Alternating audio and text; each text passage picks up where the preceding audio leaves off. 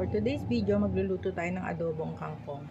Ito meron akong leftover na adobo. Ito ang gagawin natin para ihalo dun sa ating kangkong. And then meron din tayong tokwa, bawang at sibuyas. Okay. Prito na muna natin ang ating tokwa. And then pag mapula na, hanguin natin, tabi muna natin. Then magisa na tayo ng bawang sibuyas.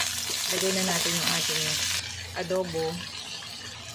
Katapos nyan, ilagay na natin ang ating stem ng kangkong kasi matagal maluto yan kasi sa dahon. Kaya unahin natin yun. Pagkatapos nyan, lagyan natin ng konting tubig. At lagay na rin natin yung dahon ng kangkong. Ayan. Ating tikman. Tama lang sa lasa. At ilagay na natin ang ating tofu o tokwa.